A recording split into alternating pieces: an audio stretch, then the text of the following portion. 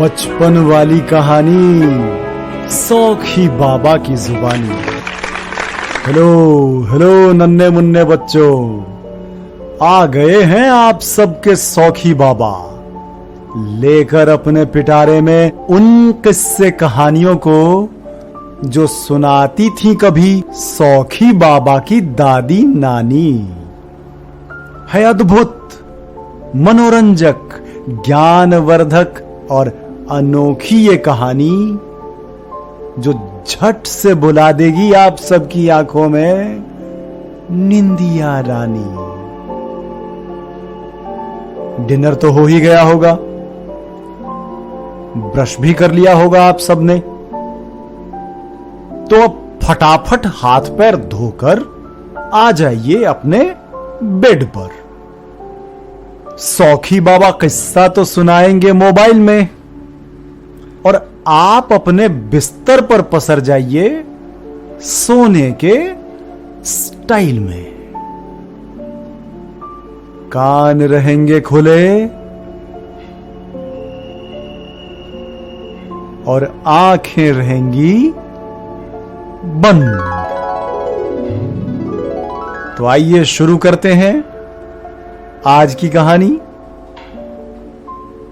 जिसका शीर्षक है गोरा खरगोश।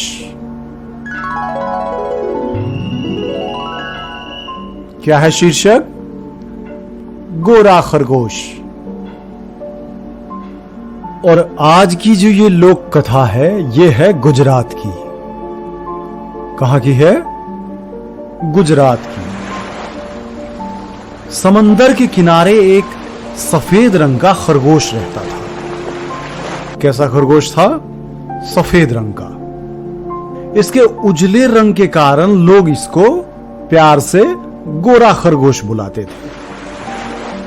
और उस खरगोश को घूमने का बहुत शौक था, जैसे आपको भी होगा, आपको भी और आपको भी। सुन रहे हैं ना सारे बच्चे, आप लोगों को भी घूमने का बहुत शौक होता है ना। और अब जब गर्मी की छुट्टियां पड़ गई हैं तो मम्मी पापा का दिमाग खाते होंगे कि घूमने के लिए ले चलो कहीं। तो वो जो गोरा खरगोश था, उसको घूमने का बहुत शौक था। एक दिन एक चिड़िया उसके पास दूर देश से घूम कर लौटी। तो खरगोश ने पूछा, चिड़िया रानी, बताओ तो जरा, तुम कौन से प्रदेश से आ रही हो? तो चिड़िया बोली, मैं ना समंदर पार केरल गई थी। वो बहुत ही सुंदर प्रदेश है, वहाँ बहुत हरियाली है, वहाँ की राजकुमारी बहुत रूपवती है। तुम भी वहाँ कभी घूमने के लिए जरूर जाना। तो खरगोश ने कहा, हाँ चिड़िया रानी, मैं जरूर जाऊंगा। उस दिन से गोरा खरगोश केरल जाने के लिए विचार करने लगा और वहां की राजकुमारी को देखना चाहता था वो, और उससे मिलना चाहता था। अब समस्या ये थी कि केरल जाने के लिए उसको समंदर पार करना होता, जो उस छोटे से खरगोश के बस की बात नहीं थी। तो यही सब सोचकर एक दिन वो अपने मगरमच्छ मित्र के पास गया। बोला, मित्र, समुद्र में तैर कर तुम कई देशों की यात्रा कर सकते हो। क्या कभी तुम्हारा केरल प्रदेश जाना हुआ है? सुना है वहाँ की राजकुमारी बहुत सुंदर है। तो मगरमच्छ ने कहा, हाँ मित्र, मैं एक बार केरल गया था और वहां की राजकुमारी के मुझे दर्शन भी हुए थे। वो तो परम सुंदरी हैं, परम सुंदरी। खरगोश ने कहा, क्या तुम मुझे केरल ले जा सकते हो मित्र? मैं राजकुमारी को देखना चाहता हूँ। नहीं नहीं, मैं इतनी दूर नहीं ले जा सकता, तुम्हारे माता पिता क्रोधित हो जाएंगे। यह कहकर मगरमच्छ ने टाल दिया। लेकिन ये गोरा खरगोश जो था वो किसी भी कीमत पर जाना चाहता था केरल। तो वो उपाय सोचने लगा, तिकड़म लगाने लगा मन ही मन, और शीघ्र ही उसे एक उपाय सूझ गया। अगले दिन वो फिर से मगरमच्छ के पास गया और बोला, मित्र, हम खरगोशों का परिवार बहुत बड़ा है। जानते हो, हमारे परिवार में 800 खरगोश हैं। तुम्हारे परिवार में कितने मगरमच्छ हैं?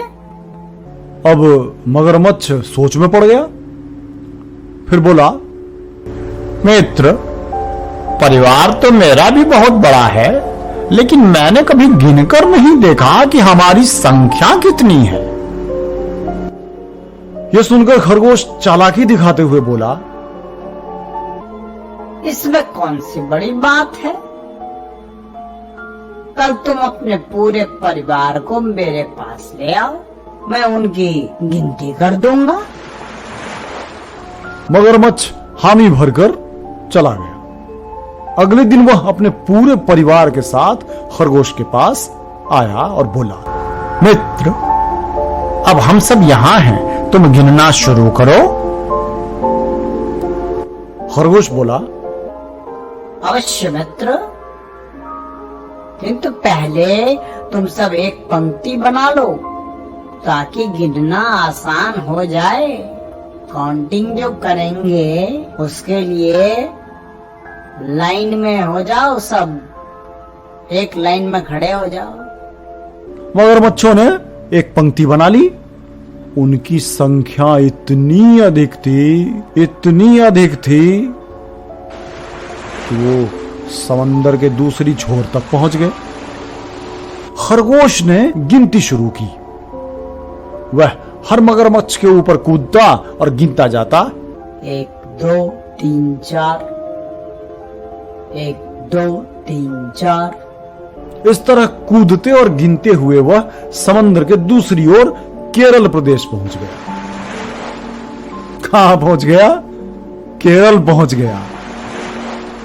वहां कदम रखते ही वो बोला, मित्रों, मैं अब जब केरल पहुंच ही गया हूं तो कुछ दिन घूमकर और राजकुमारी को देखकर ही लौटूंगा। अब तुम लोग मेरे माता पिता को ये बात बता देना।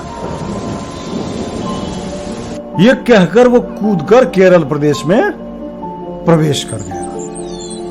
वह इधर उधर घूम रहा था, तभी उसकी नजर 4 राजकुमारों पर पड़ी। वे सब राजकुमारी के स्वयंवर में जा रहे थे। उनकी बातें सुनकर खरगोश ने यह अंदाजा लगाया कि उनके साथ जाकर वो राजकुमारी को बड़ी आसानी से देख सकता है। ध्यान से सुन रहे हैं ना आप लोग? तो वो राजकुमारों को रोककर बोला, प्रणाम राजकुमार, मैं गोरा खरगोश हूँ। समंदर पार से राजकुमारी के दर्शन के लिए आया हूँ। क्या आप मुझे अपने साथ ले चलेंगे? वे चारों राजकुमार थे बड़े धूर्त।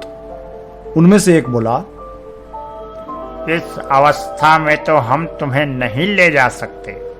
पहले तुम्हें समुद्र में स्नान करना होगा, फिर धूल में तुम्हें लौटना होगा। उसके बाद ही तुम राजकुमारी से मिलने के योग्य बन पाओगे। खरगोश झटपट समंदर में नहा के आया और मिट्टी में लौटने लगा। क्यों लौटने लगा? क्योंकि उसको राजकुमारी से मिलना था।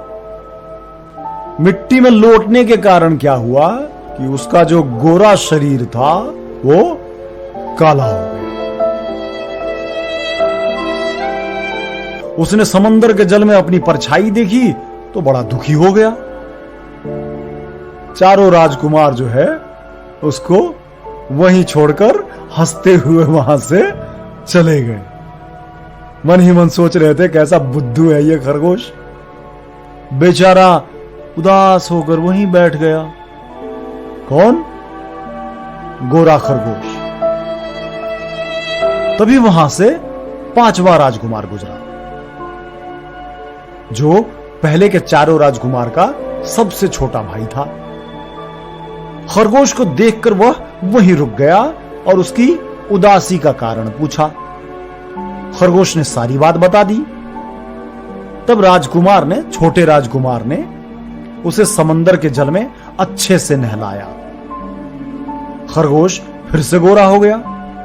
राजकुमार उसे अपने साथ लेकर राजकुमारी से मिलने के लिए आगे बढ़ गया। दोनों जब राजकुमारी के महल में पहुंचे तो राजकुमारी बाग में अपनी सखियों के साथ बैठी हुई थी। कहां बैठी थी? बाग में, गार्डन में। खरगोश राजकुमारी के पास गया। वो उसे देखकर बहुत खुश हो रहा था। राजकुमारी ने भी गोरे खरगोश को अपनी गोद में उठा लिया और उससे खेलने लगी। फिर क्या हुआ? फिर खरगोश ने अपने साथ घटी पूरी घटना का वर्णन राजकुमारी से किया और बताया भी कि सभी राजकुमारों में जो सबसे छोटा है वो सबसे दयालु है। अगले दिन क्या हुआ? ओ नन्हे मुन्ने बच्चों, अगले दिन क्या हुआ? अगले दिन स्वयंवर में राजकुमारी ने सबसे छोटे राजकुमार को अपना वर चुना। राजकुमार और राजकुमारी खुशी खुशी रहने लगे और वो गोरा खरगोश भी उन्हीं लोगों के साथ रहने लगा। राजकुमारी ने कहा कि तुम्हारी वजह से मुझे अच्छा पति मिला है, इसलिए तुमको मैं कहीं नहीं जाने दूंगी, तुम यहीं हमारे साथ रहोगे। तो गुजरात का गोरा खरगोश कहां का बाशिंदा बन गया? केरल का। प्यारे बच्चों, आपको यह कहानी कैसी लगी ये आप सौखी बाबा को जरूर बताएंगे।